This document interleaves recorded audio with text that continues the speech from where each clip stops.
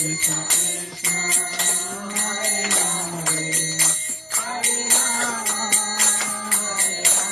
Hare Rama Rama Rama Hare Hare Hare Krishna Krishna Krishna Hare Hare Hare Rama Rama Rama Hare Hare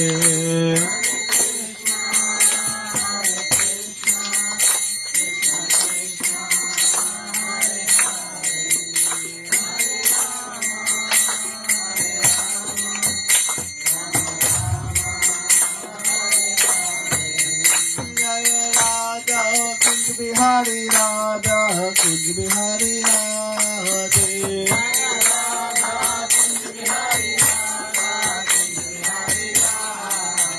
Jaya Radha Kunj Bihari Radha Kunj Bihari Radhe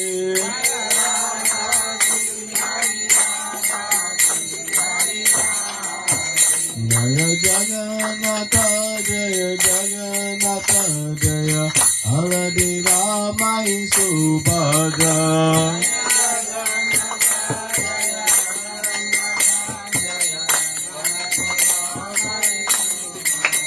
Jaya Srinath Ji Jaya Bala Gopal Jaya Srinath Ji Jaya Giri Govardhan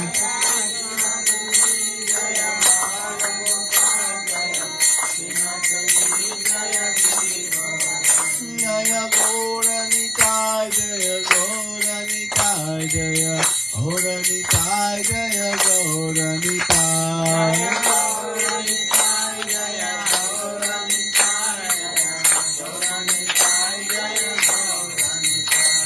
Gaura Hari Bo Hari Bo Hari Bo Nitai Gaura Hari Bo Hari Bo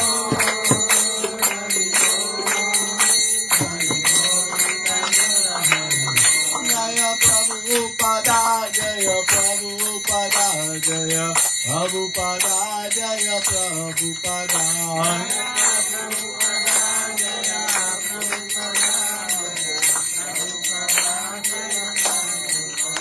Jaya Guru Deva Jaya Guru Deva Jaya Guru Deva Jaya Guru Deva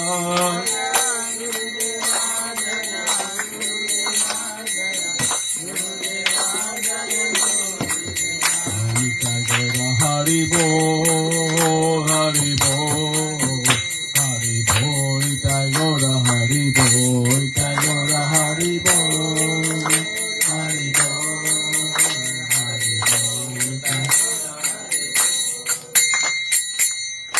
Jai Hari Nama Sankirtana Ki Jai Ananta Koti Vaishnava Vrinda Ki Srila Prabhupada Ki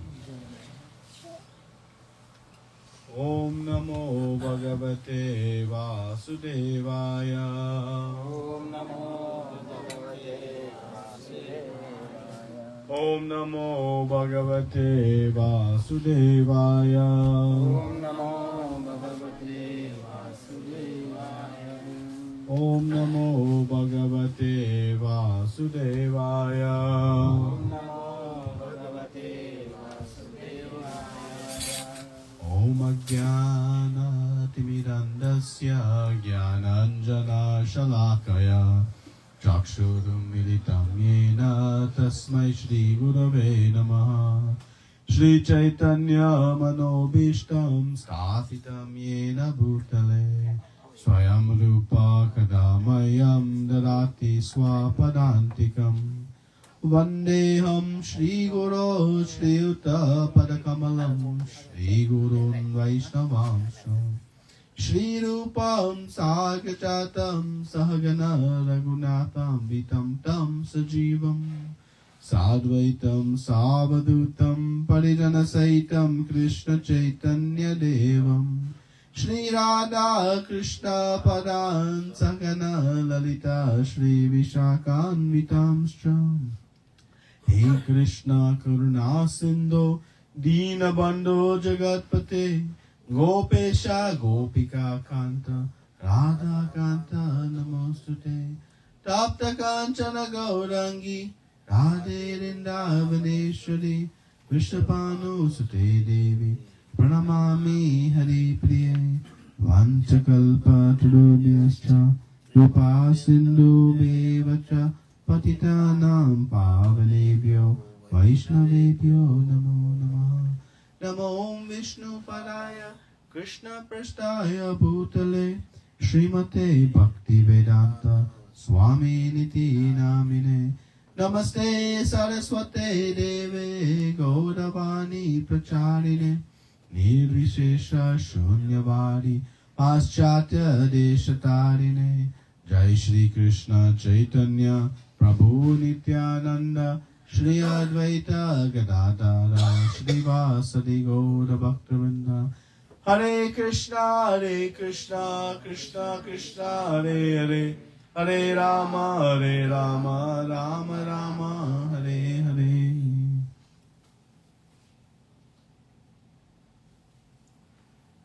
Hare Krishna. So, we have reached Module 5. Today is our 7th session from this journey of self-discovery.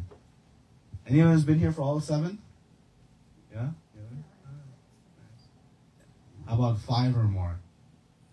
Almost everyone. Very nice. So, this is really gives us the practical applications now of what to do with all this knowledge that we've acquired. What is it that we do? So, my goal at the end of today's session is that we'll know upon leaving here how I can practically apply what I have learned from this point forward in my life so that I can achieve my goal of finding this unending bliss and happiness that I am searching for. So, a lot of theoretical knowledge we've acquired, and now it's time to put it into practice, right? So, we know we started a seminar with the search for happiness. I'll ask again. Anybody woke up today wanting to be unhappy? No. It's the same question every day. How I'm going to find happiness? And we know that there have been so many societal advancements, technology advancements, all these gains that are meant to make our lives easier, more successful, and ultimately happier. And we know that it seems as though the more we progress materially, the less we actually have. And it seems like if we think back objectively, our grandparents' generation seemed to have more peace, more prosperity, more happiness, more values, more comforts, even though supposedly we have more of that today. So we know that the machines have certainly advanced, but has the person behind the machines advanced? That is what seems to be missing. And so this brought us to understand this concept of, does God really exist?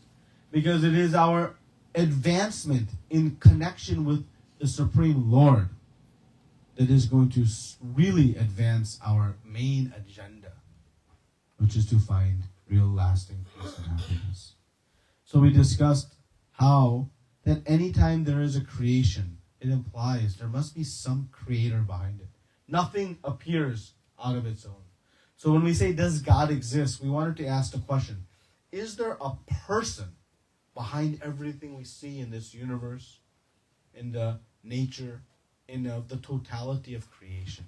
Is there a person behind it? And we know, despite so much automation and advancement, even we have now automation and advancement in these autonomous vehicles, how many brains are behind creating one single autonomous vehicle? There's always a person. Nothing happens automatically. So we discussed this proof of the existence of God. And we said, okay, if God is there, how do I find out about God? Do I just Google who is God? Is that the way to find reliable information?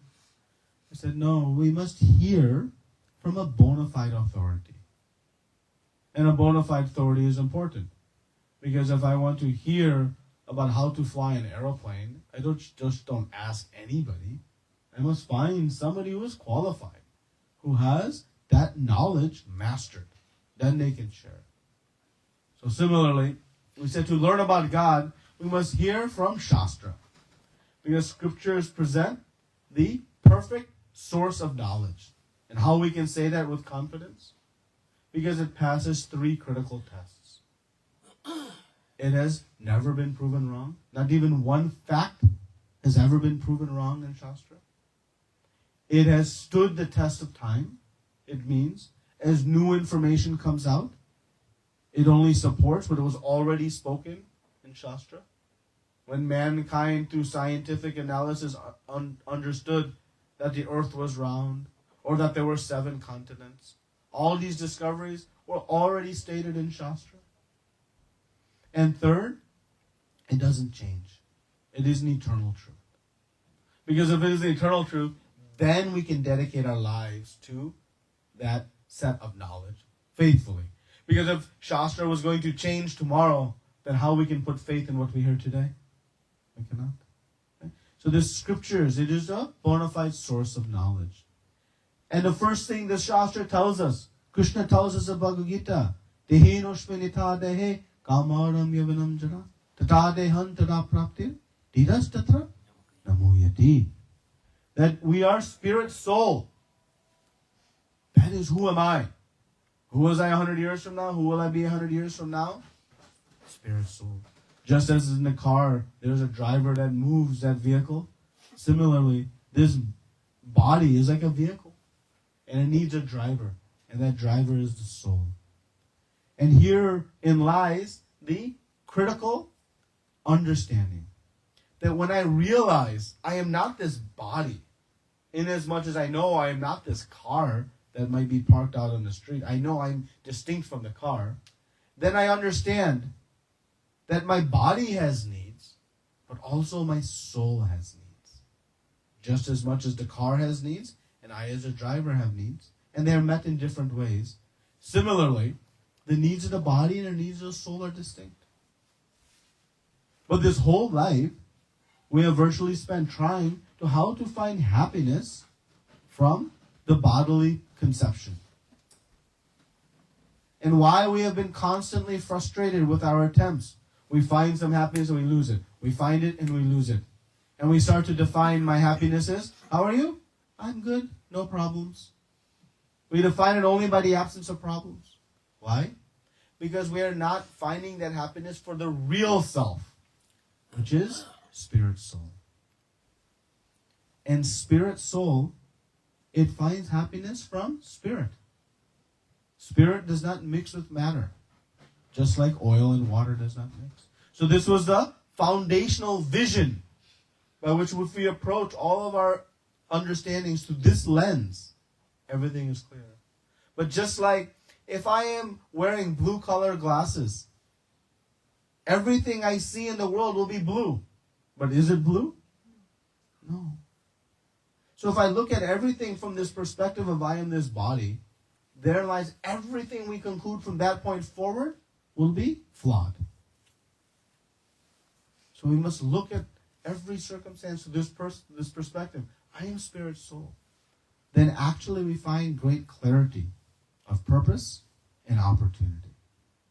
So this is the understanding. So where did this soul come from? Where did I come from? We discussed that we started in the spiritual world.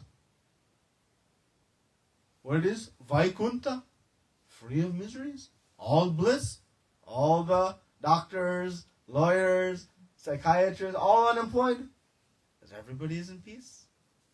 And we came to this material world. Why? Why did we leave such a place? Because we had a desire to try to be independent of God. Our false ego led us to say, why me? Why not you?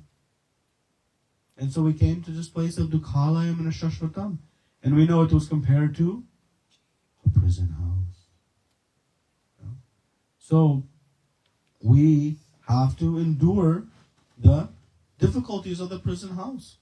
And what is the goal of the prison house? We know. It is to help us purify.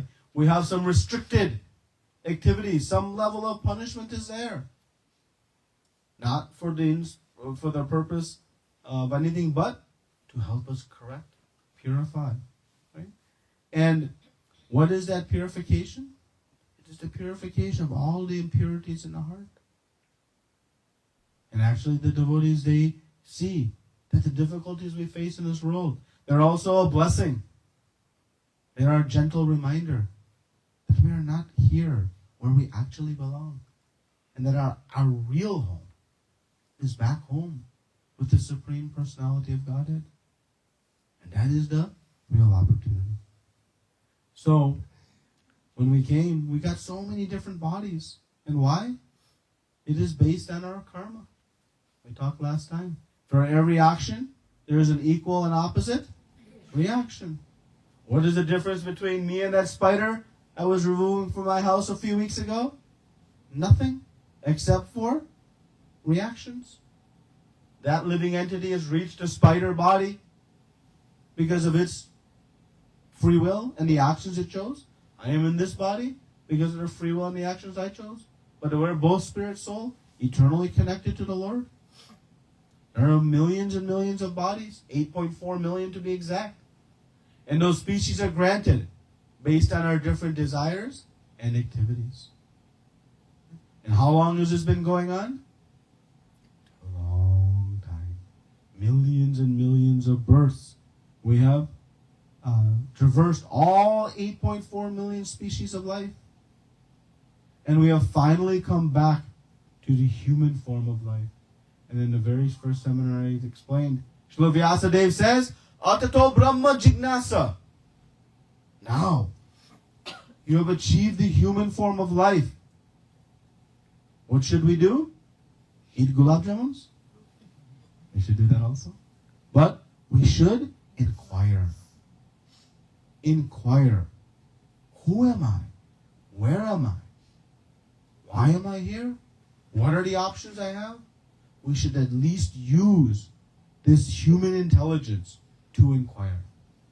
Because if I just use this intelligence to eat nicely, sleep nicely, mate nicely, and defend nicely,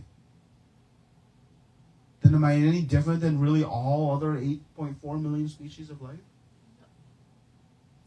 So we don't want to waste this gift. Because if we do, we'll run the risk of again falling down through all these different cycles of life. And who knows when in the future we'll come back to this human form and have the opportunity to understand this real knowledge. So this is our opportunity. So after much effort, we have this human form of body. We have this intelligence. And now what are we going to do with it? Whose choice is it? It is ours. We have this free will to choose. I can either do good or bad. Good activities results in good reactions. Bad activities results in bad reactions. But are good activities really good? It'll get me to the A-class jail cell. Yeah, certainly better than the B-class, C-class. I might achieve a good position within this material world. But still, it is full of Dukhalayam and Ashashvatam. So, what to do? We discussed last time. If my opportunity is to have no more reactions, because when I have no more karmic reactions, remember my grain silo? If I have no more stored credits, either good or bad, then what happens? I can close up shop, pack up bags, and go back home where I came from. But we won't take anything with us, because everything we have there is much better. Don't worry. There is no luggage allowance. No need. But it takes that we must accumulate no more karma. So what to do? Because good equals good, bad equals bad. And so we said, we must do bhakti, akarma. Action that brings no reaction. And that is the best decision we can make. And that is a decision we all have to face from this point forward. that if I want to do no reaction work, I must pursue bhakti. Because we said, remember, does good cancel out bad? I did one bad activity yesterday, I should do some good activity today? Doesn't it work that way? No. Good grains in a silo and bad grains in a silo. Both must come out. So we must work to this akarma. And akarma has this great benefit that not only does it not create new reactions, but what does it also do? Eliminate all of the bad. It eliminates all the past reactions. Wow. That is very sweet. That not only am I not creating new, but what I've done previously, that also I can destroy. This is the ultimate blessing of the Lord. But actually the Lord goes even further. He says, but we know that when we practice this process of bhakti, also the process itself is sweet. It is so pleasurable, enjoyable. Sometimes we say the medicine is bitter. Why do we take bitter medicine? For the positive outcome that will result. We're willing to tolerate some bitter medicine to experience some cure. But Krishna has designed this spiritual process so lovingly that even the process of purifying is enjoyable and sweet. Krishna says, Susukam kartam avyayam, that it is joyfully performed. He says, Brahma bhuta prasannatma nashotati na kankshati. How many of us would like to have a life wherein we have no more lamenting, I wish this, or no more hankering? Meaning everything we want has been satisfied. How that happens? Brahma bhuta. When we realize who we are and engage in spiritual life, then we become fully joyful. So not only does it not create new reactions, not only does it destroy all past reactions, but this practice of bhakti akarma, it is joyfully performed and it enriches our life. And so that is the opportunity that we have. So, this bhakti, what it is the practice of our love of the Supreme Lord. Bhakti is an expression of our love to Krishna. That is the definition of bhakti. And that love is expressed through service, through seva. So one question we always wonder, how do I acquire love for Krishna, love for God? Right? As Michelangelo, the famous sculptor, said, I do not create these sculptures. What do I do? I simply remove the excess stone. The sculptures are already there. Similarly, this love for God, this is actually our natural instinct. The nature of the soul has this pure, unlimited love of the Supreme Lord. That is actually the instinctual nature of each and every one of us. So what happened? Where did it go? I don't see it today. If this love is here, why do I enjoy going to movies, going to this, doing that activity more than coming and hearing or chanting or rendering service in the temple? Why? What is it?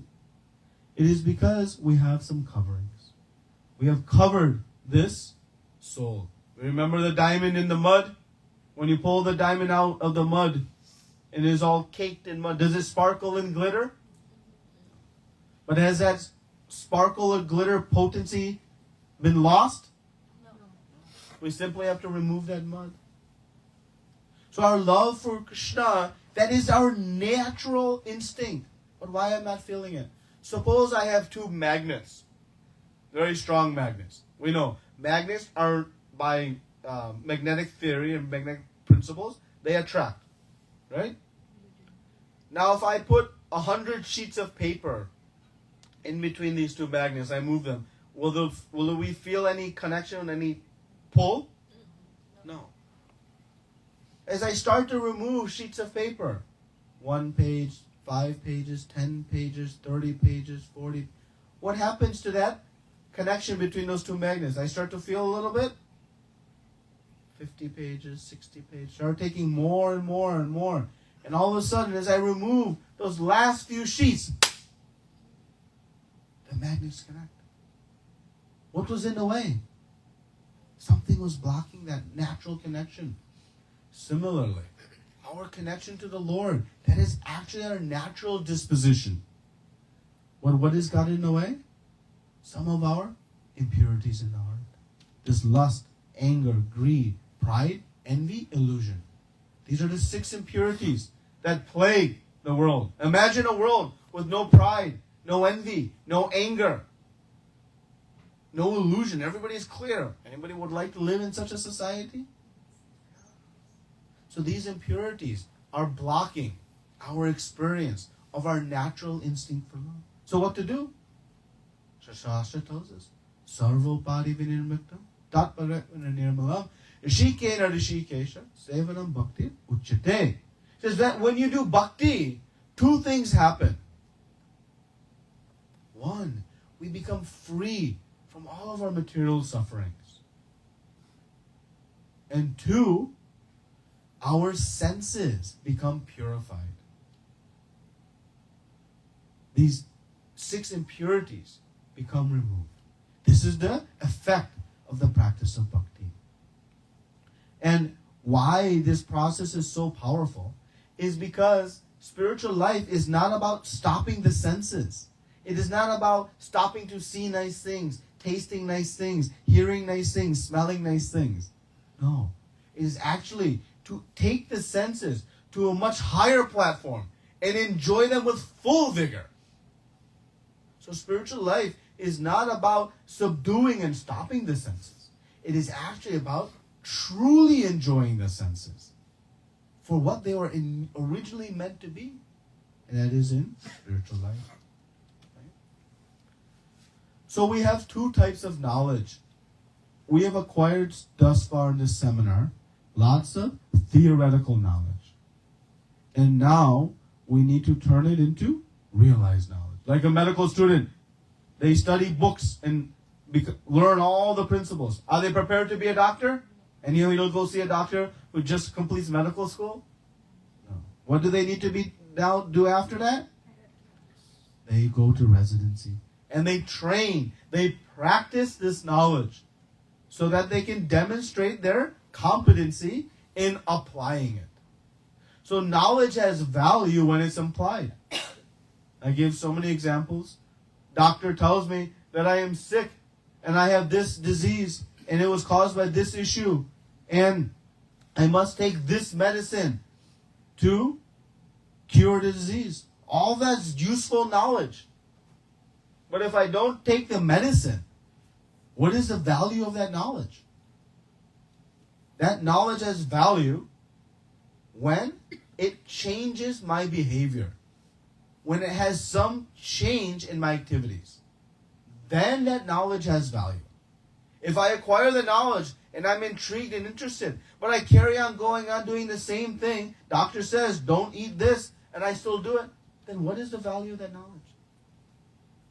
So theoretical knowledge becomes valuable when it is put into practice.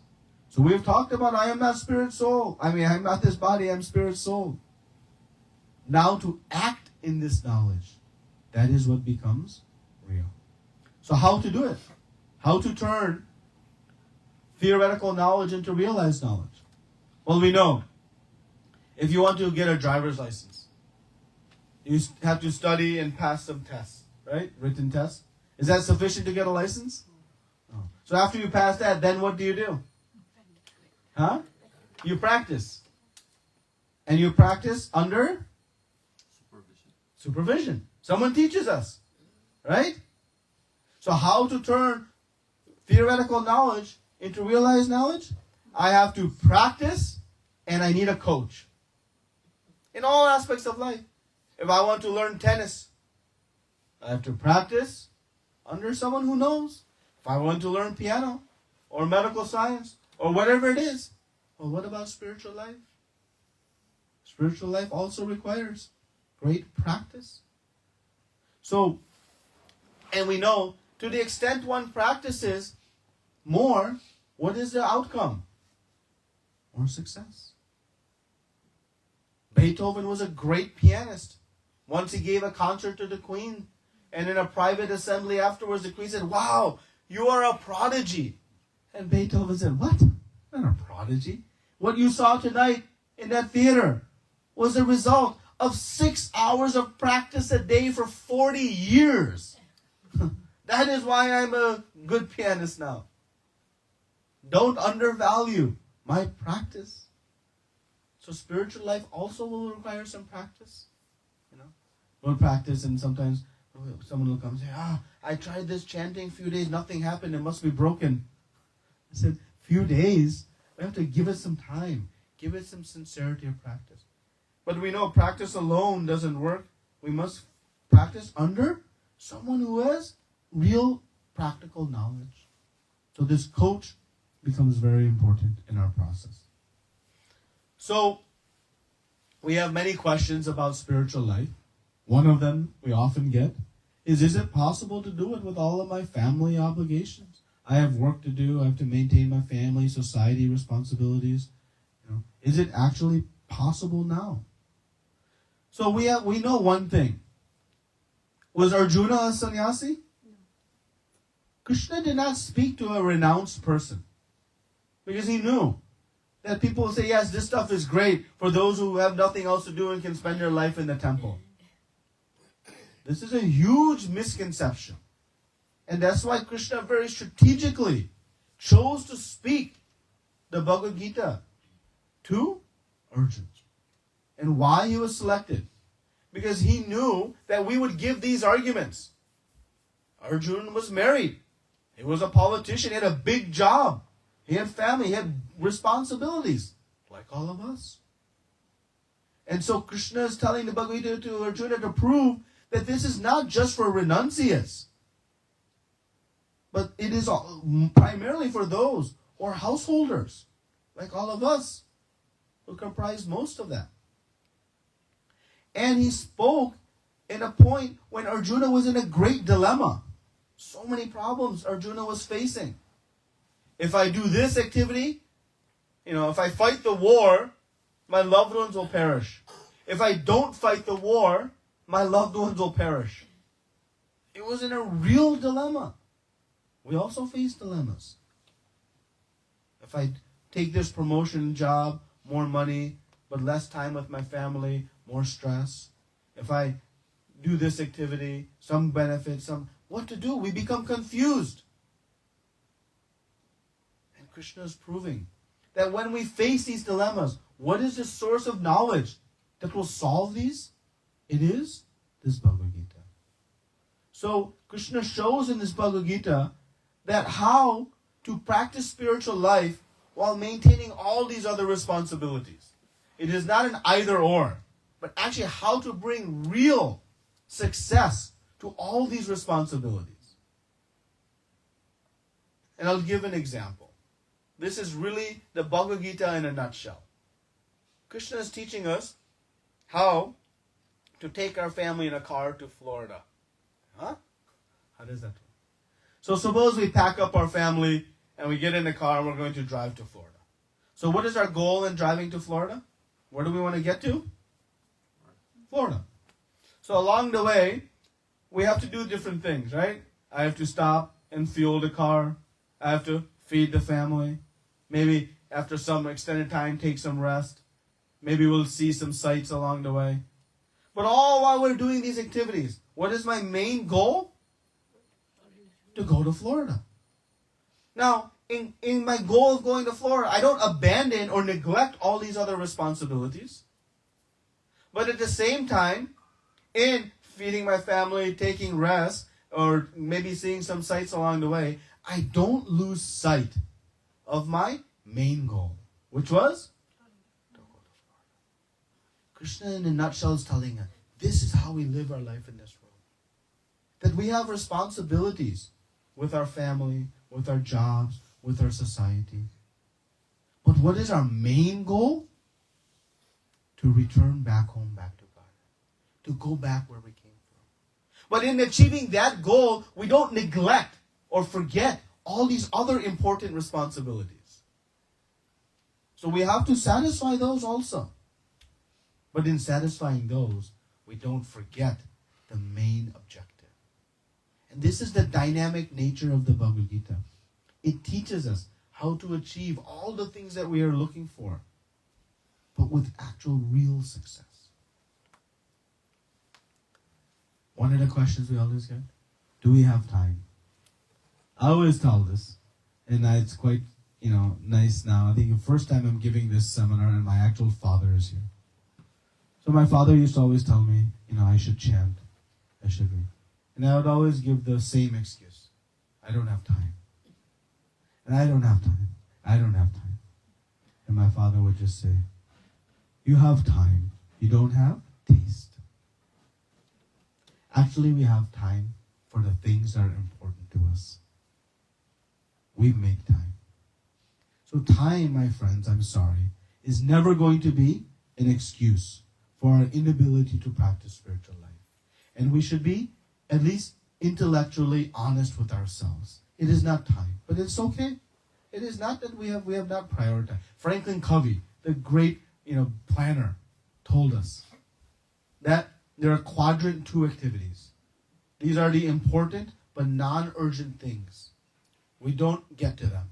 His examples are going to the gym, developing relationships with important people, calling our mother, all these things. We get so busy in the day-to-day activities of life that we don't get to these. We know they're important, but we get buried by all these busy activities. So what does Franklin Covey suggest? That if you want to make these important things actually happen in your life, you have to schedule it. Because if you don't, the day-to-day busyness of all the so-called crises of our life will overtake the important things. And speaking from a material perspective. But actually this applies to spiritual life. That if we really understand these are the important activities, we schedule it. And we'll find time. And the beauty of spiritual life is the Lord doesn't say that you give me 100% of your time. Actually, if we give even 8-9% of our day to the Lord, actually that is sufficient to completely spiritualize our life. So it's very practical. So time is not an excuse. Let us talk about some misconceptions. We often think of spirituality as a retirement program. Let me ask one frank question. Anybody can guarantee they'll reach old age? We have no guarantee. We have no guarantee for tomorrow. So what's the best program? To understand that this should be practiced when the health is still good, when the eyes can see, when the digestion is working, the back is strong, the limbs of the body are working. That is the time that we should practice spiritual life. Sometimes we get this question. I have to give everything up? Go to the forest? No. Arjuna was selected for this purpose to show that no. Spiritual life is best practiced in the midst of all of our different facilities. So we know, if I have 1 0, 2 zeros, 6 zeros, many zeros, is there any meaning to these zeros? But what brings meaning to them? When I put the 1 in front. Now these zeros have meaning? Yes. So we might have so many material achievements and accomplishments. They're all wonderful. But without that 1 in front of them, they mean nothing. And what is that 1? It is Krishna. When we bring the Lord into the center of our experience, our life, then we'll actually find meaning to all these things. It is not to shed all of those things, but actually to enhance them by the presence of the Lord in them. How to do that, of course, we'll discuss in the coming weeks. So, we see something interesting. Why it's not an old age program, right? Why it's not something where we have to give everything up. Interestingly, that the Bhagavad Gita was spoken on the banks of a holy river, in the deep forest with all the sages meditating. That's where it was spoken. Where was the Bhagavad Gita spoken? On a battlefield. It was spoken on a battlefield. moments before a historic battle was about to ensue. Years and years, decades of actions had led to this pinnacle moment. So much intrigue and drama. Millions of soldiers had gathered at both sides. And at that point, Krishna chose to speak the Bhagavad Gita. Why? Because Krishna wanted to show that in the most important circumstances of our life, when things are at their highest potential, that is when this knowledge actually is best utilized. Sometimes we think, oh, let me settle my family life, let me settle my career, let me settle my visa, let me settle all this, then I'll take the spiritual life. But Krishna is actually teaching by his presentation of Bhagavad Gita that when things are the most at risk and at the most difficult situations and times, this is when the Bhagavad Gita was spoken by Krishna.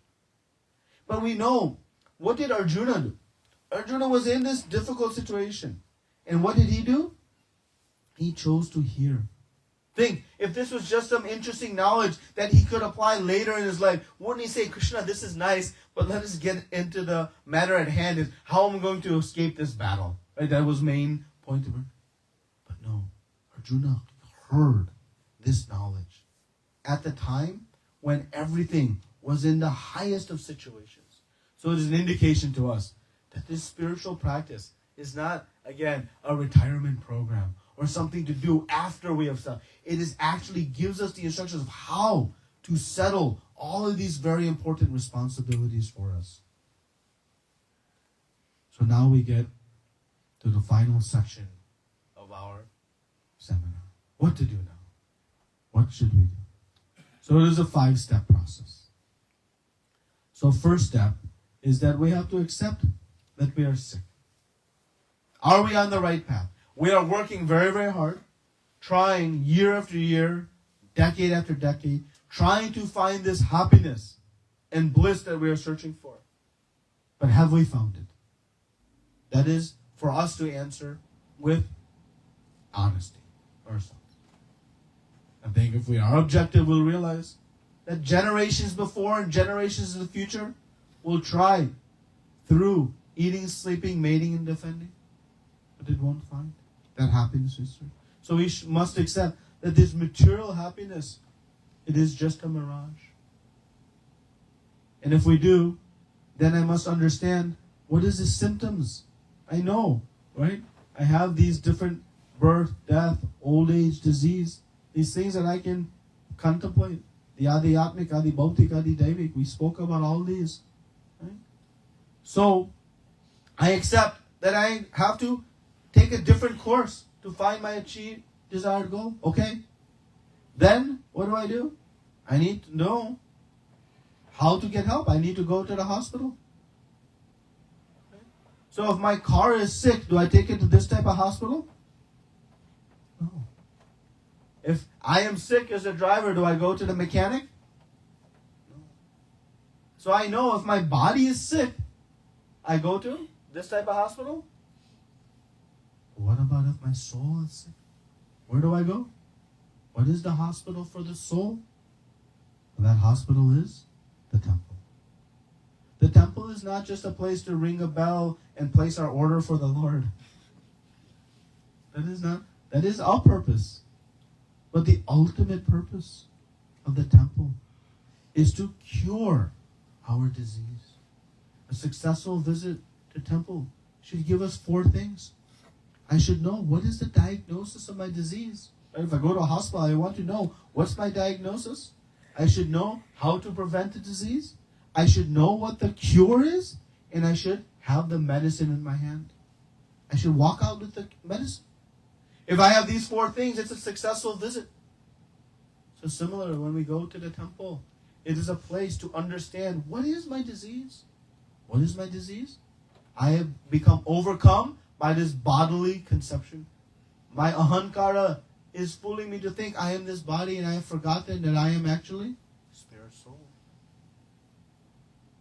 And what is the medicine? It is the practice of spiritual life, of bhakti. And ultimately, what is the medicine in my hands? It is the chanting of the holy names. So why so much effort is put into building temples? Sometimes people in foolish way think, what is the value of these temples? We could go build schools. This is the real hospital. This is the real school that can get us to finding unending happiness and stop all the suffering for not only us, but for all the world. So this is the purpose of temple. And we can also make our home a temple. Unfortunately, our home is more like Kurukshetra, right? Wife comes home, husband comes home, boom, and then child comes home, and Kurukshetra.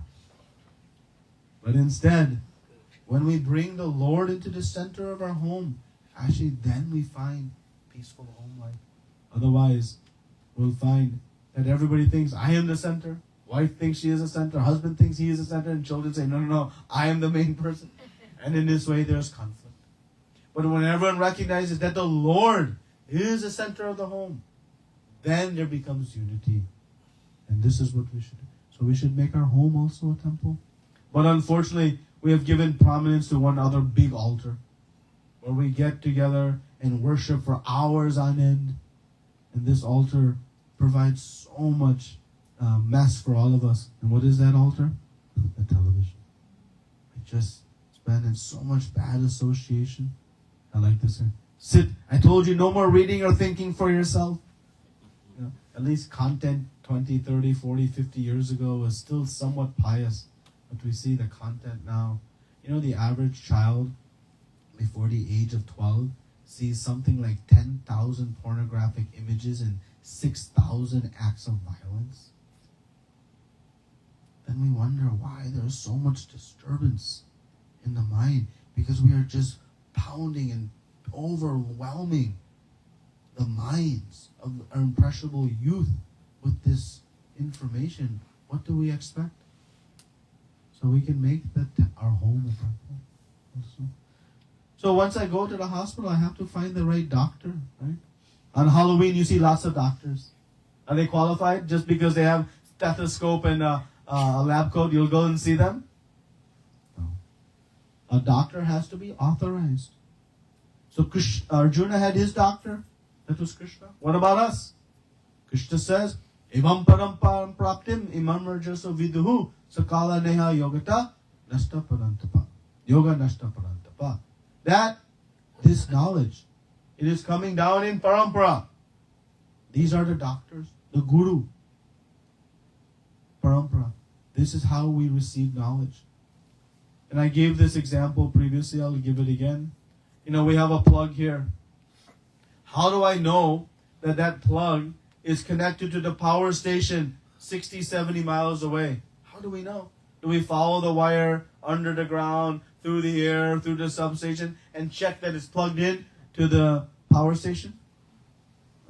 But I know for a fact that this plug is connected directly to the generating station so many miles away. How do I know?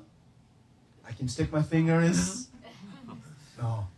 I put one lamp in, and when the lamp goes from dark to light, I know that this plug is connected. But if this plug is not connected to the power station, does it have any value? It has no value. So the Guru Parampara works like this. That Guru must be coming in disciplic succession, in line, connected to the source. What is that source? Who is the source of all knowledge? Krishna. He is the source of all knowledge. Because he was the only one there at the time of creation. So all knowledge must come handed down. And the Guru is like a postman. Postman does not write the letters. What does the postman do? He delivers. Guru is simply passing on what was already said. No original content. That is bona fide parampara. Like those poles that are carrying the wires from the power station to here, right? Those poles are very important, are they not? Because what do? They carry those wires a little bit further. But do the poles generate electricity? No. They simply that is Guru.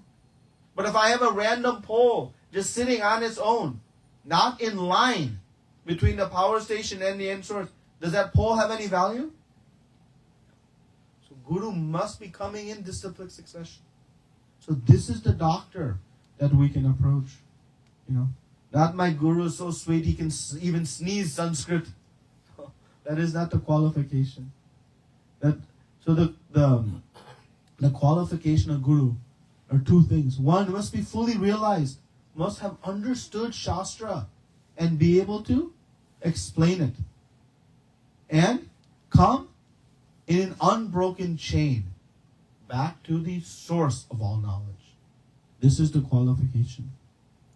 And what is the qualification of us as disciple? We must be ready to hear. Unless I'm ready to hear, what's the point? If a student goes into the classroom in university and thinks, I don't need to learn, I know more than professor, then what is the point of going? The heart is not open, no knowledge will penetrate. So the first duty for us is to accept that I must learn. When we have that, then we should inquire. We should ask questions. And then render seva. Krishna says, Pariprashrena sevaya. We should inquire and render service. What is that service? It is a reciprocation. It is the tuition that we are paying for the knowledge we are receiving. It is the expression of our gratitude for Om Jnana Timinandasya. Jnananjana. This Gyan, this knowledge that is taking me away from this darkness of ignorance.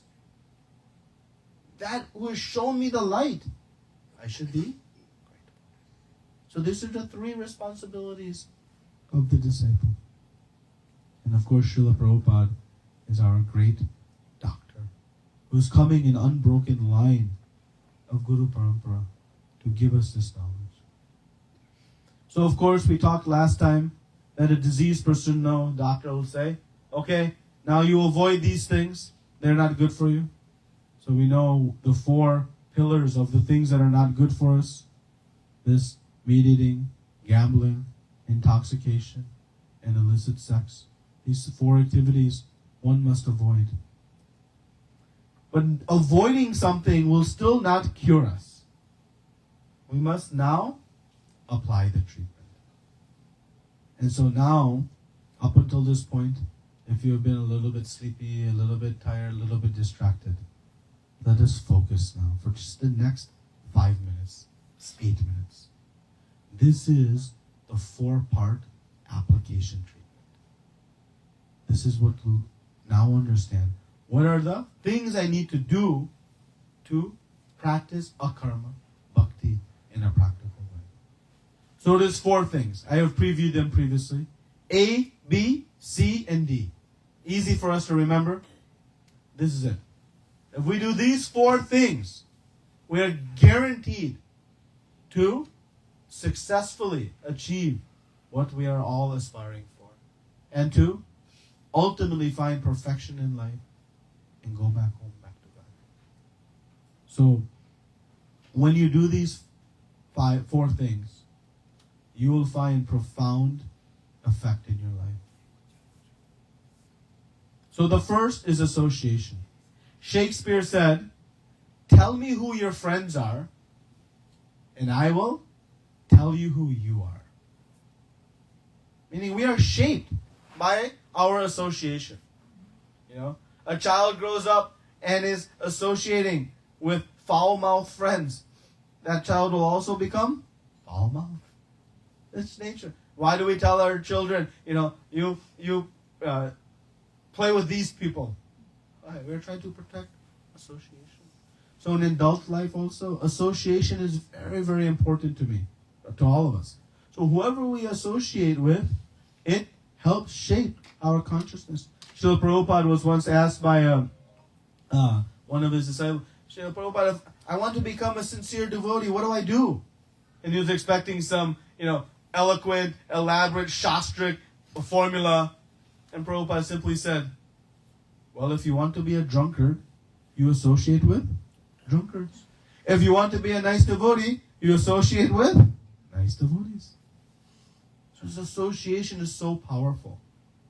And it is also like the fence, the protective fence. When we plant a new, flowers this time of year we plant. And what do? We put a little fence around it. Why? To protect it while it is fragile.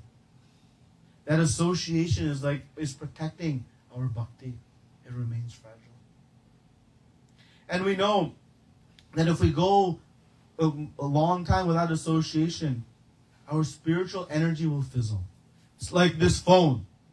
If I disassociate this phone from the charger for a long period of time, what happens to the phone?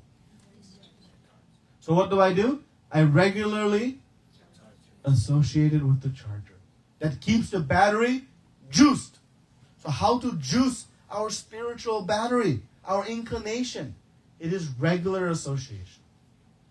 And I'll tell you that if we do 2 pieces of regular association a week, it is sufficient. Of course, it's not more the better, but at least this much to start. You'll find the sufficient battery juice to keep your spiritual life alive.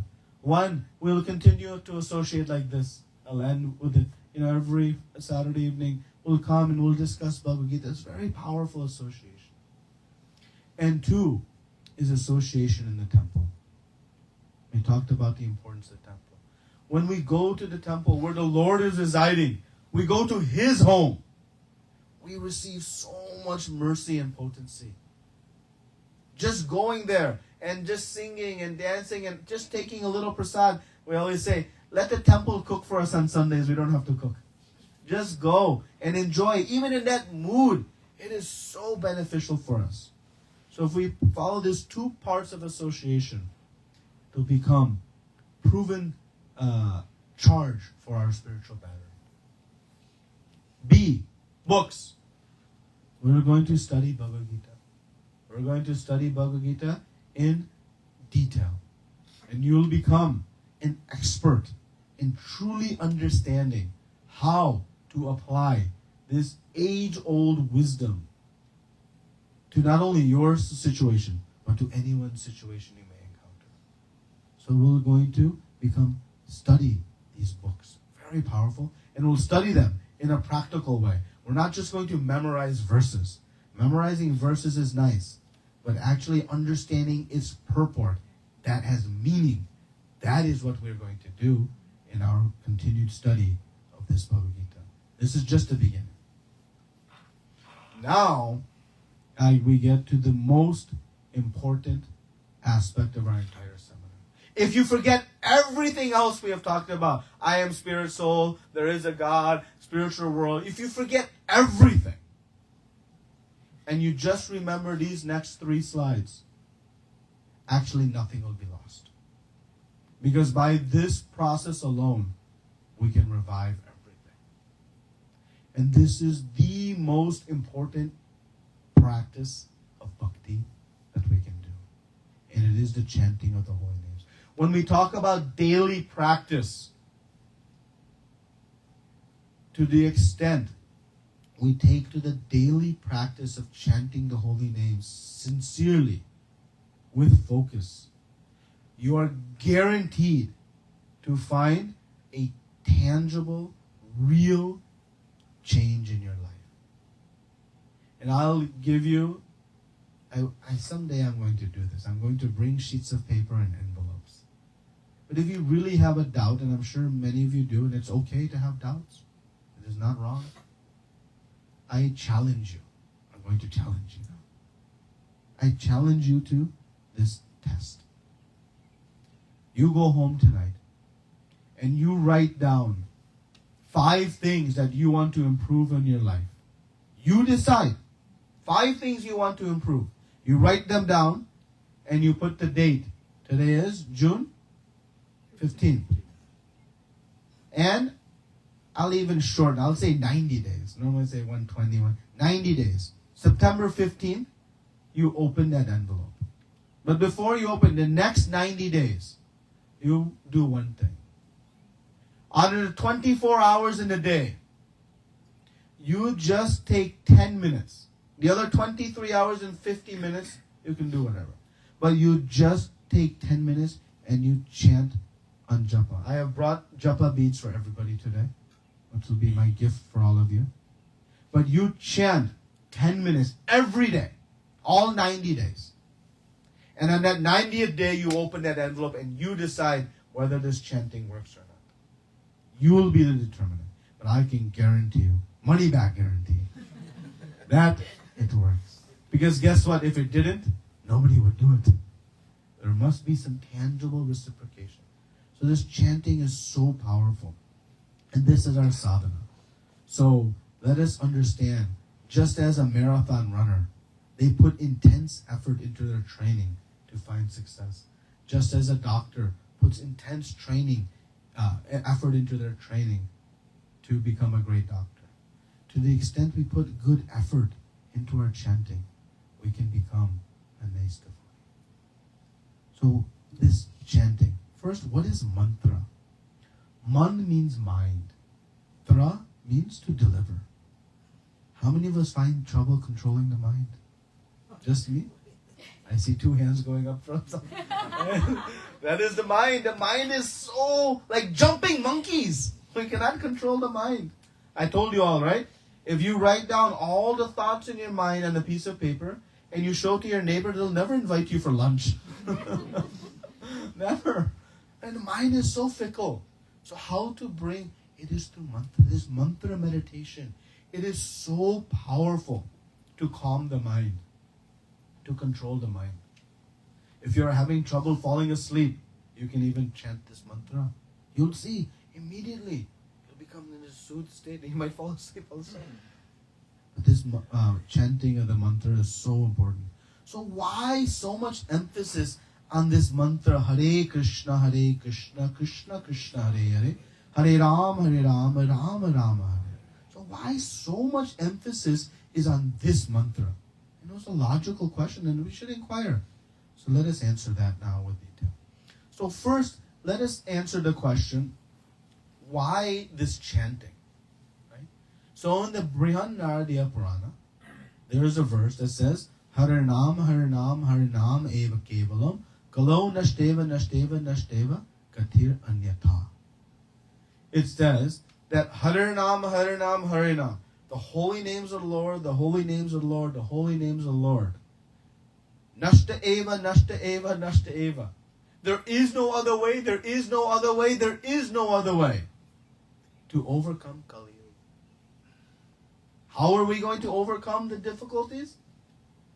Harinam, Harinam, Harinam. 3 times emphasis is given. Because we'll search, isn't there anything else? I always get this question. Okay, I hear about chanting, but what else? And so this verse in the Purana tells us, there is no other way, there is no other way, there is no other way. Then, chanting of the holy names, chanting of the holy names, chanting of the holy names.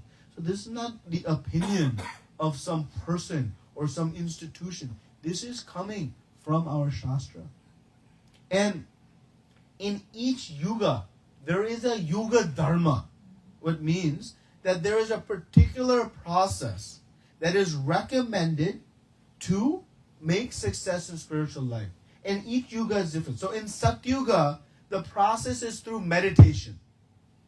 So through extensive meditation, we do meditation for a few moments. And while meditating, our mind goes to everywhere. Back to 3rd grade, and I was chewing bubble gum and all that. But in Satyuga, we had the potency to do meditation. Then in Treta Yuga, the process was yajna, fire sacrifices. Elaborate fire sacrifices. In Dwapar Yuga, the process is Archa Vigraha worship, the deity worship. And in this Kali Yuga, what is the Yuga Dharma? Harinam, Harinam, Harinam, Eva Kalevalam, Kalo Nashteva. Kalo, that's age of Kali. This age is Kali Yuga. After Krishna departs, Kali Yuga begins. So in this age, this is the Yuga Dharma. So chanting is the means to provide relief and to overcome these impurities. So this is the process. Now where this mantra comes from, this specific Mahamantra. So this mantra comes from the Kali Shantarana Upanishad.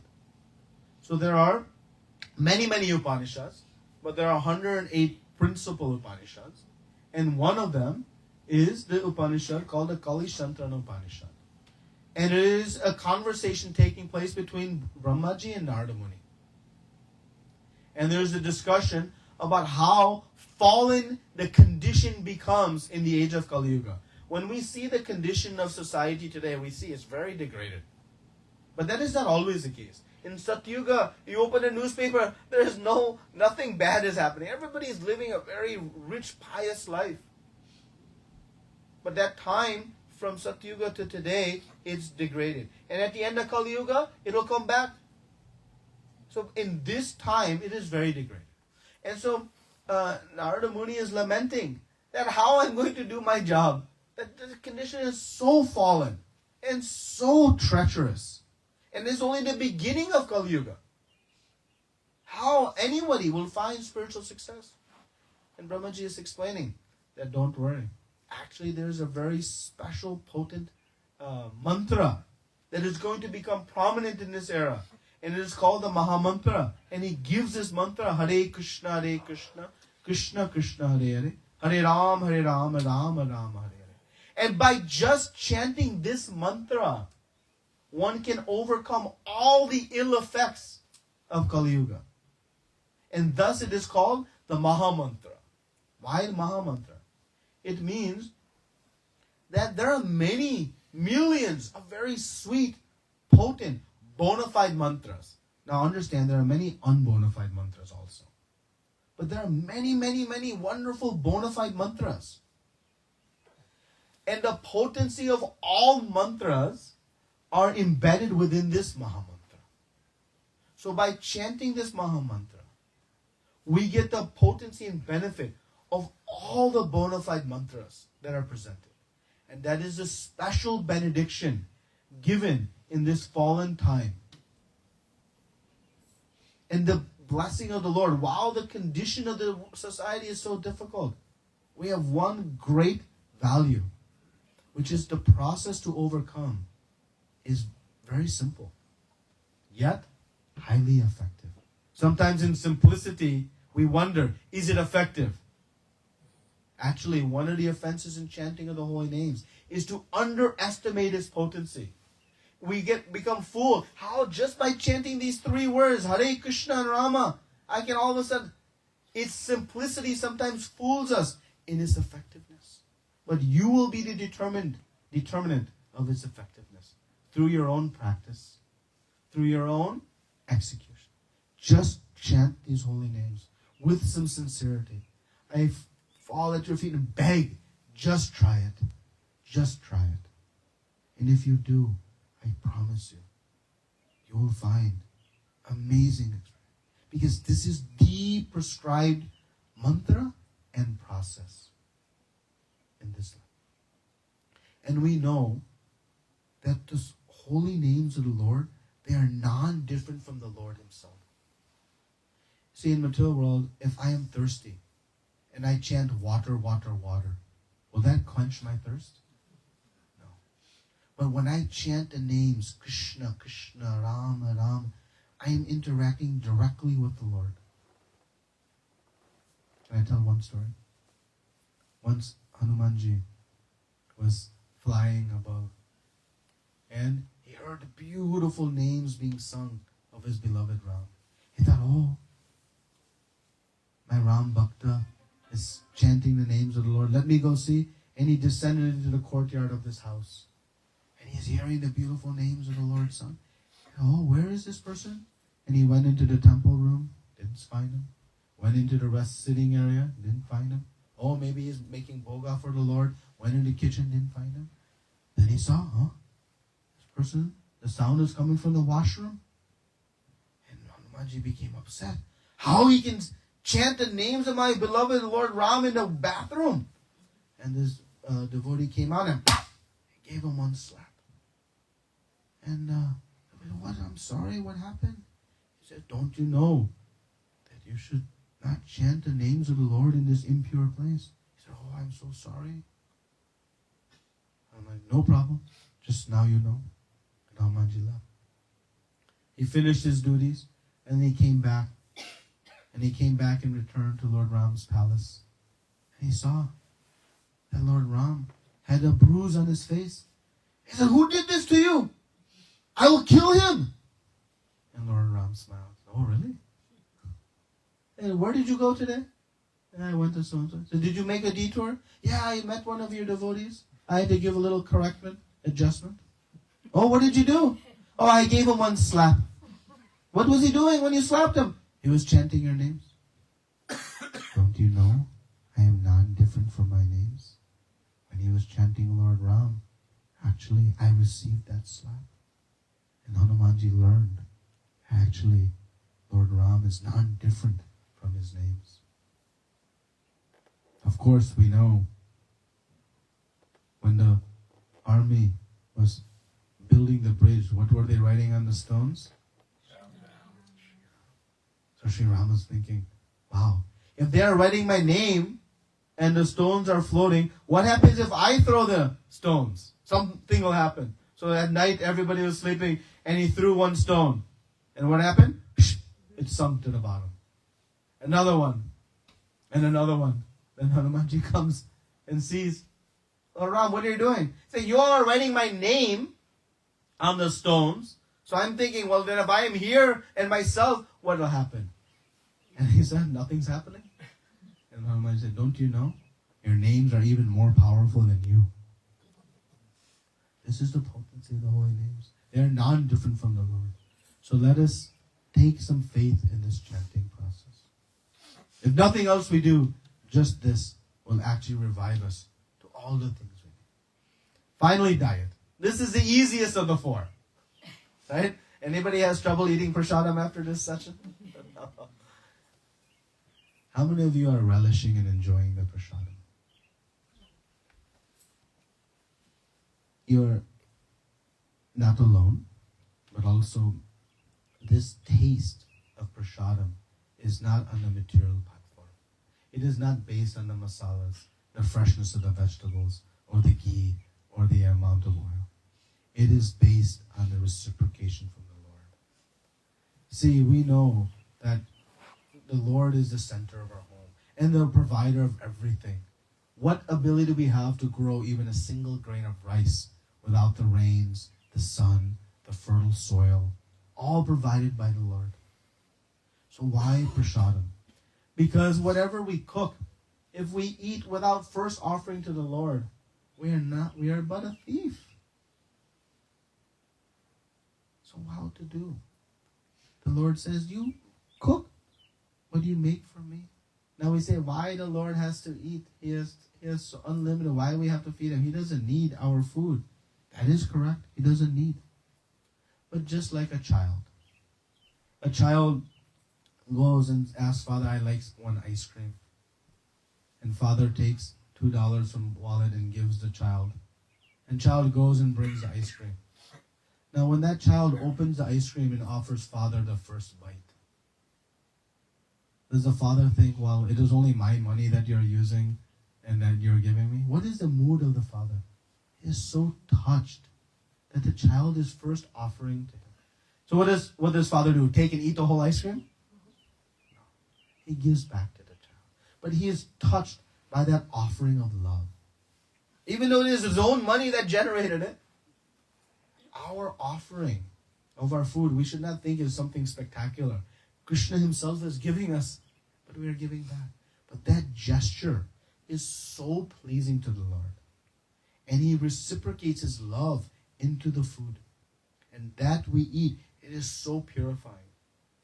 Honoring Krishna prasadam is so purifying. We may not be able to read so much, we may not be able to chant so much, we may not be able to, but just by even honoring prasadam, we can gain so much purification of the heart. Because it is coming with the reciprocation of love. So when we cook foods in our home, we should first offer to the Lord, then eat. And this practice of offering the food, let me explain how powerful it is. So the 5-minute act of offering the food to the Lord, how much credit of bhakti we get.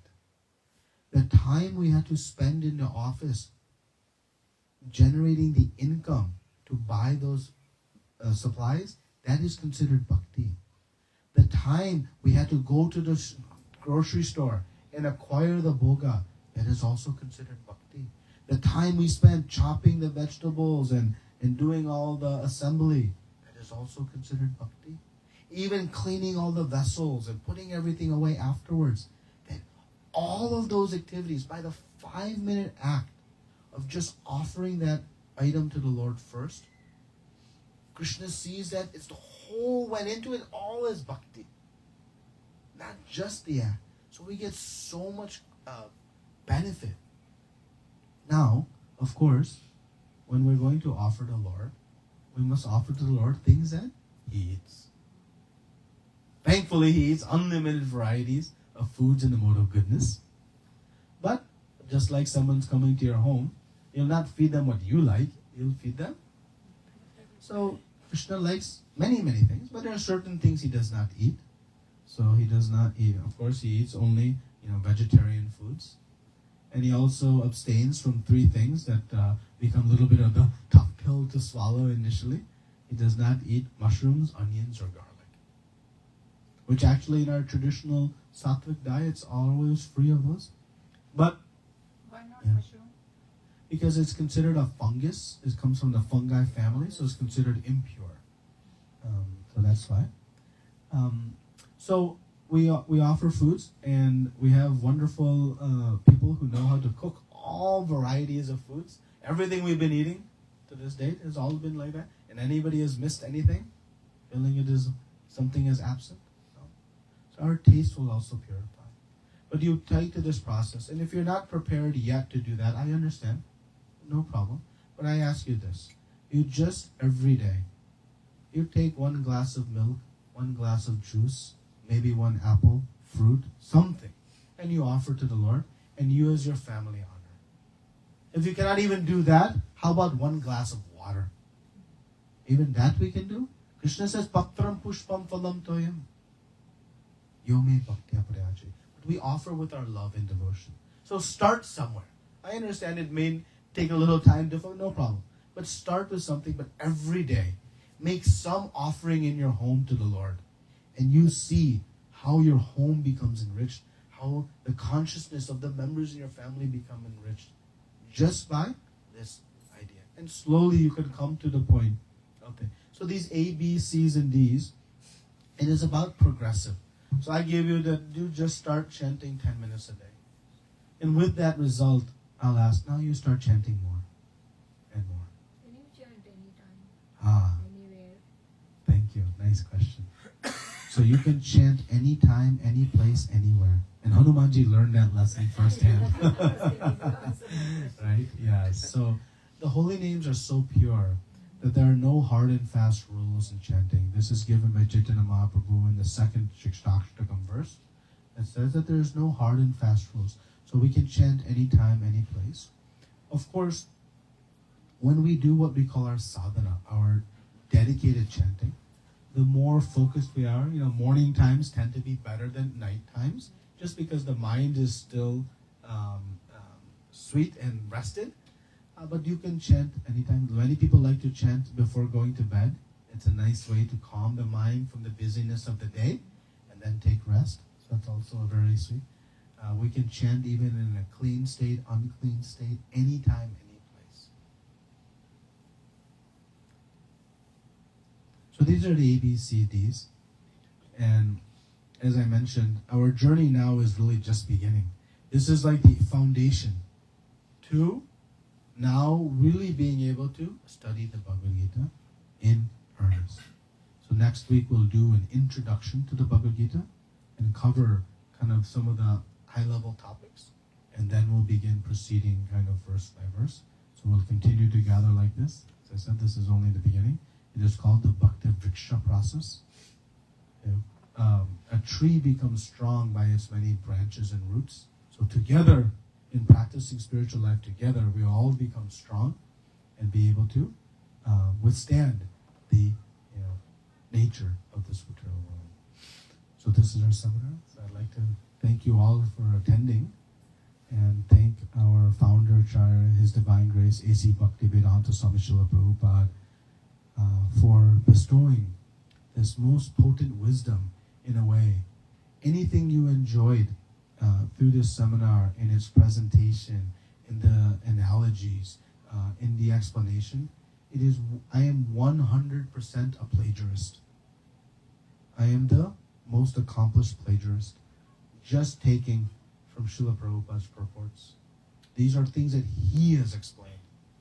And what you enjoyed, if you enjoyed anything, was the potency of his message he's bringing through Guru Parampara. I'm very grateful for having this opportunity to be a conduit for all of you to hearing from Srila Prabhupada. And now we'll continue to hear from him week after week and understand more and more of his topic. Thank you very much. Srila Prabhupada ki jai. Any questions? Let's have some questions, discussion today. Any doubts on today's topic or any topic? Please don't be shy.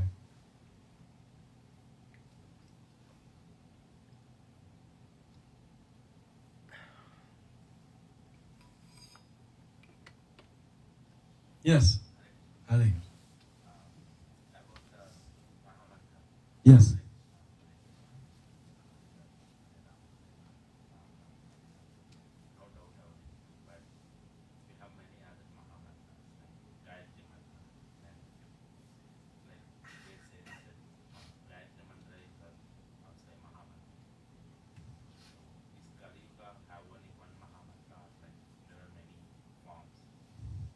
There is one Maha Mantra in this age of Kali Yuga, and that is the mantra again presented in this Kali Shankarana Upanishad, the Hare Krishna, Krishna Krishna, Hare Hare, Hare Ram, Ram Ram, Hare Hare. It doesn't negate the potency of other mantras, so it does not mean that other mantras also don't have some potency, as you referenced Gayatri Mantra, and there are many other very potent mantras. But there is one Maha Mantra that contains the potency of all other mantras. And that again is not the opinion relevant for any one sect, that must come from Shastra. And that mantra is given through the Upanishads. So that is the position. So if you are engaging and you enjoy chanting other mantras, you also can continue, no problem. But you add this mantra. You add this Maha Mantra to whatever you might be chanting, no problem. And you start to experience the unique potency of this Maha Mantra. But it doesn't negate other also very wonderful, bona fide, potent mantras. Is that the reason in India when there is a person's end of life, they chant this mantra? Yeah. Because when we chant this mantra, it revives our original consciousness. Remember, yam yam vapi smaram bhavam tajante kalevaram.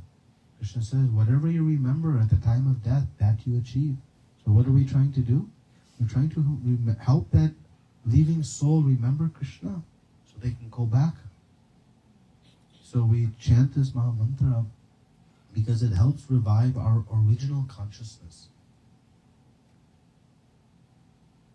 It is not a new love we are trying to find. It is actually reviving something we have lost.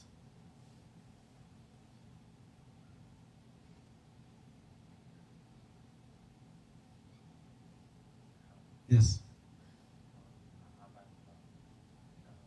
You can speak up a little bit. In the Bhagavad Gita, Huh. Krishna says, this knowledge, like the Bhagavad Gita, what he's teaching to Arjuna, he already teached it to many people like Sun, Ikshvaku, and Manu, and there are many other great Huh. kings. And this knowledge is lost in the Parampara.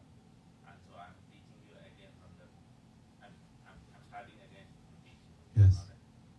So in the Mahabharata, we know it's the war time where Arjuna is like in the Maya, that Sri Krishna gave this knowledge. Previously, what was the occasion? He gave this knowledge to Sun and other kings like Ikshvaku and Manu, or many other people. Yeah, so this Bhagavad Gita is not originating 5,000 years ago. It is eternal ancient wisdom. And Krishna reminds Arjuna in the beginning of the 4th chapter he tells, that I am re-speaking this knowledge that I have previously spoken to great, great personalities, including Vivasvan, Ikshvaku, and other. You have forgotten, but I have not. So this knowledge is eternal. It is not something new, but it's still the best technology out there because it still works to connect the soul back. So the circumstances that he spoke here, of course, is on the battlefield.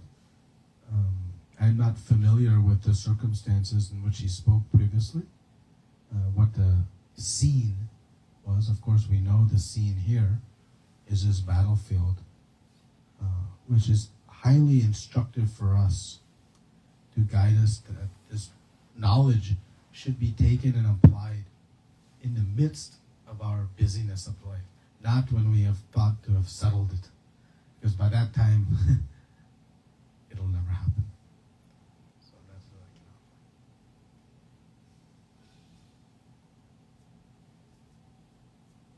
offer. Any other questions? Yes. How do I assess myself in the path of the spiritual journey, whether I'm progressing or not? Yes. How do I assess? Yes. Are there any phases? Yes. Bhaktisiddhanta Thakur answers this question. He is the guru of Srila Prabhupada.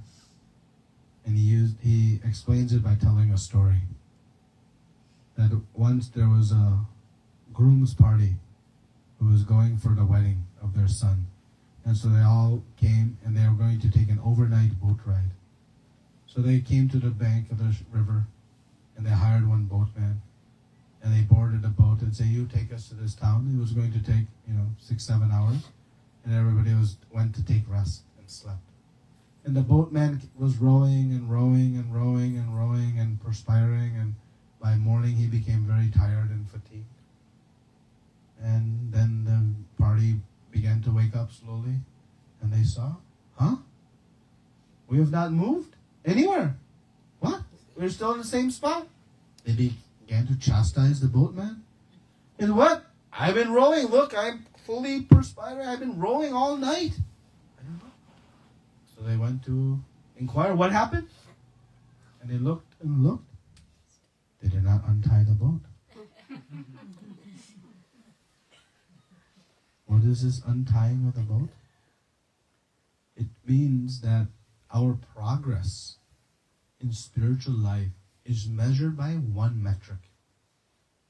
Not how many Sanskrit verses I know, not how straight the one's tilak is, or how their dhoti might be draped on their... That is not the measure of one's progress. The measure of one's progress in spiritual life is how much we have detached from our material attachments.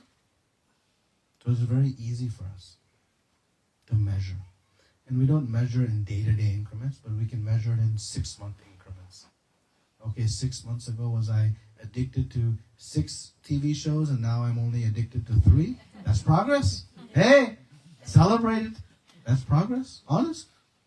6 months ago, was I, addicted to eating all these different types of foods, and now I'm just eating this, and okay, I'm eating more. Okay, that's progress. So we'll measure our spiritual progress by our detachment from these bodily concept of life activities. So it is a very easy and introspective, meaning self-measured way to see, am I making progress? And be realistic in your progress. And don't think day to day, week to week. There's going to be some ups and downs. So think a little bit more long term. And my encouragement to all of you is, we have given the full scope of where we need to go, but you make good, steady progress. Don't run there because it may not become sustainable also. Don't go so slow that you never get there either. So I may encourage you a little bit, push you a little bit, but you make steady progress. And that progress we're mentioning, I should become, And because it's in the second chapter, Krishna says, Param Jistva Nivartate. He says spiritual life is so sweet that by adding bhakti, remember Krishna consciousness is an additive process, our taste for these lesser items will naturally dissipate. So by experiencing the higher taste, naturally the lesser taste will automatically go. I don't have to, rip them out of my conscience. They just naturally dissipate. So that's how we'll measure our progress, and keep it in reasonable increments, and have some goals. Right? If I have some goals, then I can achieve them, and we'll be here to help you in that journey and process. This chanting has to be internal, as in only the thoughts, or it has to be loud and. So there are three principal ways we can chant. One is in mind. So we chant in the mind. The second way is we chant just barely utter. I'm moving the lips, but barely audible. And then the third way is just Hare Krishna, Krishna Krishna, Hare Hare, Hare Ram, Ram Ram, Hare Hare. So audible, that is the third way. So the recommended process is the third way. That we chant in an audible way. That we chant on beats. So I just want to chant all the time and chant with my heart. That is the goal for sure. But in the training process, what we do is we chant on beats. Why? So we chant audibly and on beats. Because by the sense of touch of the beads, my concentration will become more. So I'm engaging the sense of touch. By chanting out loud, I'm engaging the tongue. But I'm also using the ears to hear. So I'm connecting my different senses to the chanting. And when I do that, I have some hope of controlling that mind. And still it will run away. Don't worry. When it runs away, just bring it back. And it'll run away again. Don't worry. Just bring it back. And that's going to happen. And the more we chant, and the more sincerely we chant, we'll begin to control them. So this audible chanting with beads, japa beads, is the prescribed way. Of course, at any other time, we can just be chanting, no problem. But we should have some specified sadhana that I'm going to chant my 1 round, 10 minutes, 2 rounds, 16 minutes, whatever it is, on my beads in a concentrated manner. Not while stirring the pot on the stove, not while driving the car, certainly not what we call two-handed chanting. One hand on the phone, one hand on this. And then the thumb is moving the phone and the thumb is moving the beads. Not like that. So just some concentrated time where it's just us and our chanting that we try to do. But then we'll talk a lot about the process of chanting. So every week we'll also chant together 1 round. It's very powerful, very stimulating to the sense of all of us chanting together. The atmosphere becomes so surcharged. And we'll continue discussing some of the techniques of chanting. But that is the best way to chant. I have another question. Yes. Why do we have that 108 beats? Why the 108 beats? Yes. There are many reasons. The main reason is this is the auspicious number that is prescribed in japa. And there are 108 principal gopis of Krishna. And the next question we get, why 16 rounds? I've only given you 1 round prescription so far, which is just 10 minutes. But soon, so we might as well get to the end. Then we want to come to chanting 16 rounds. It seems like a lot, no? Just like if we go and try to run a marathon. Anyway, I cannot do that. But if I start running 1 mile, getting you, then 2 miles, then 5, 7, in due course we can make it. Actually, chanting 16 rounds only takes 8.3% of your day. The other 91.7, yeah. So why that much? Well, when you go to the doctor, he says you take 2 pills 3 times a day. Sometimes he says you take 1 pill morning, 1 time. Why?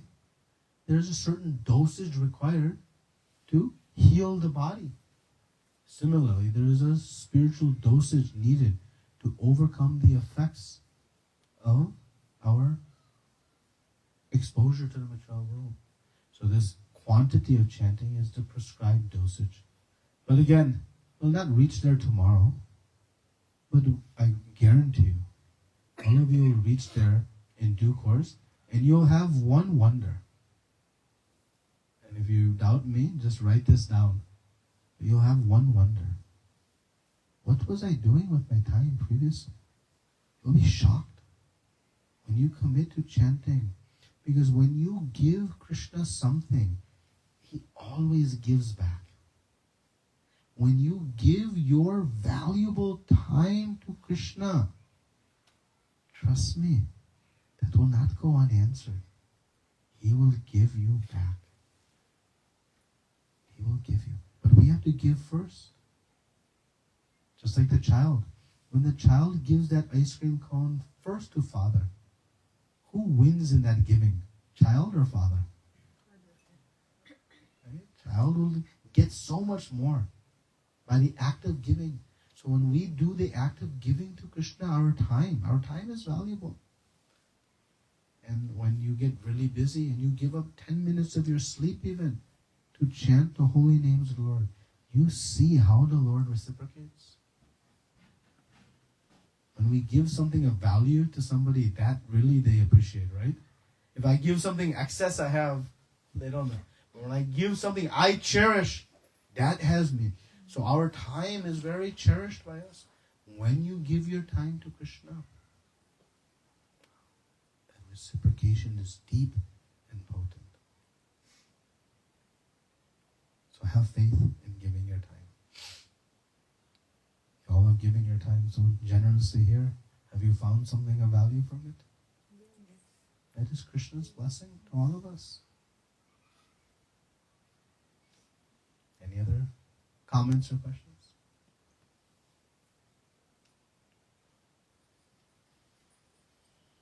Okay.